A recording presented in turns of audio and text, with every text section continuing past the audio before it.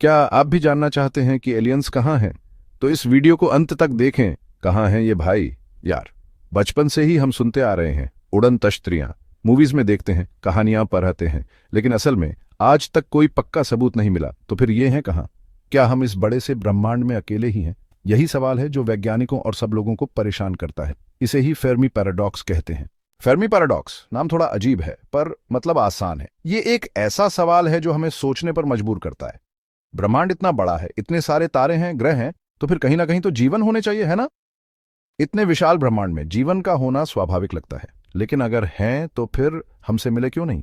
क्या वे हमसे छुप रहे हैं या फिर हम ही उन्हें ढूंढ नहीं पा रहे हैं? ये सवाल सबसे पहले वैज्ञानिक एनरिको फेर्मी ने उठाया था। उन्होंने इस पर गहराई से विचार किया और इसे एक पहेली के रूप में प्रस्तुत किया। उनका कहना था, अगर जीवन है तो वो अब तक तो जरूर हमसे बात कर चुके होते।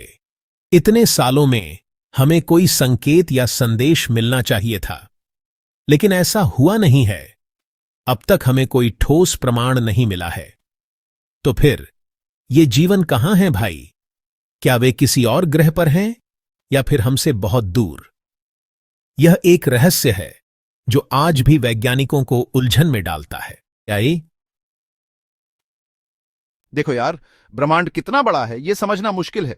करोड़ों अरबों तारे हैं और हर तारे के पास अपने ग्रह हो सकते हैं, तो अंदाजा लगाया जा सकता है कि कहीं ना कहीं जीवन जरूर होगा। पानी जो जिंदगी के लिए जरूरी है, वो भी ब्रह्मांड में कई जगहों पर मिला है। तो हो सकता है कि किसी ग्रह पर जीवन चल रहा हो, एलियंस रहते हों। The great silence. अगर हैं तो दिखाई क्यों नहीं देते? ये है असली पहेली। अगर वे हैं तो वो हमसे बात क्यों नहीं करते? इसके कई कारण हो सकते हैं। क्या वो सच में मौजूद हैं या फिर ये हमारी कल्पना मात्र है? आइए इस रहस्य को और गहराई से समझने की कोशिश करते हैं।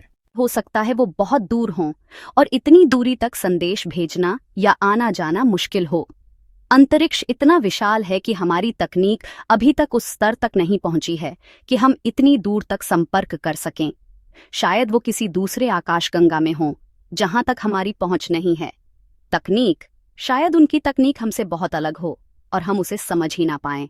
हो सकता है उनकी संचार प्रणाली हमारी से बिल्कुल भिन्न हो और हम उनके संदेशों को पहचान ही ना पाएं। या फिर उनकी तकनीक इतनी उन्नत हो कि हम उसे देख ही ना सकें। समय हो सकता है वो पहले ही आ चुके हों जब इंसान ही नहीं थे, या फिर वो आगे कभी आएंगे। समय की धारा में हम और वो अलग अलग समय पर अस्तित्व में आए हों। शायद वो हमारे भविष्य में आएंगे जब हमारी सभ्यता और विकसित हो जाएगी। विलुप्ति, शायद वो किसी मुसीबत का शिकार हो गए हों या खुद ही खत्म हो गए हों। हो सकता है उनकी सभ्यता किसी प्राकृतिक आपदा या युद्ध के कारण नष्ट हो गई हो, या फिर उन्होंने खुद को नष्ट कर लिया हो, जैसे हम भी अपने ग्रह को खतरे में डाल रहे हैं।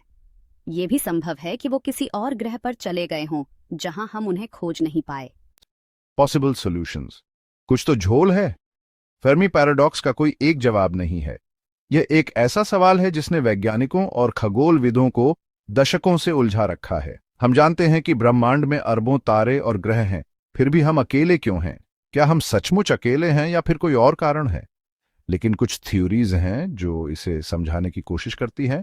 ये थ्योरीज हमें ब्रह्मांड के रहस्यों को समझने में मदद करती हैं और हमें सोचने पर मजबूर करती हैं कि शायद हम जितना सोचते हैं उससे कहीं ज्यादा जटिल और रहस्यमय है।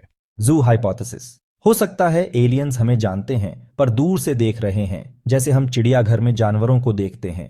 इस थ्योरी के अनुसार वे हमें ऑब्जर्व कर रहे हैं, हमारे विकास और व्यवहार का अध्ययन कर रहे हैं, लेकिन किसी कारणवश हमारे साथ संपर्क नहीं कर रहे हैं। Rare earth hypothesis. हो सकता है पृथ्वी जैसा ग्रह बहुत कम हो और जीवन का होना एक अलग ही बात हो।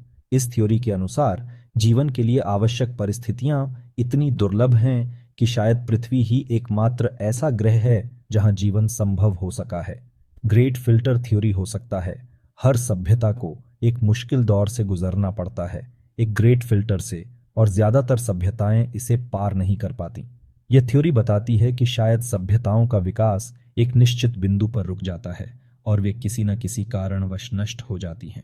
ये थ्योरीज हमें सोचने पर मजबूर करती हैं कि ब्रह्मांड में हमारी जगह क्या है और क्या हम सचमुच अकेले हैं। क्या हम ब्रह्मांड के एक छोटे से कोने में एकमात्र जीवन है या फिर कहीं और भी जीवन है जो हमें अभी तक नहीं मिला? ये सवाल हमें आगे बढ़ने और खोज करने के लिए प्रेरित करते हैं और शायद एक दिन हम इन सवालों के जवाब पा सकें। सेक्शन 6, खोज जारी है। जी, फेर्मी पैराडॉक्स का रहस्य अभी भी है, लेकिन इसका मतलब ये नहीं कि हम ढूंढना छोड़ दें। एसईटी जैसे प्रोजेक्ट्स लगातार अंतरिक्ष से आने वाले संदेशों को ढूंढ रहे हैं, एलियंस की तलाश में। क्या हम कभी एलियंस से मिल पाएंगे? क्या वो हमसे मिलना चाहेंगे? ये तो समय ही बताएगा। लेकिन तब तक खोज जारी है। हमारे चैनल को सब्सक्राइब करें और अंतरिक्ष की खोज में हमारे साथ जुड़ें।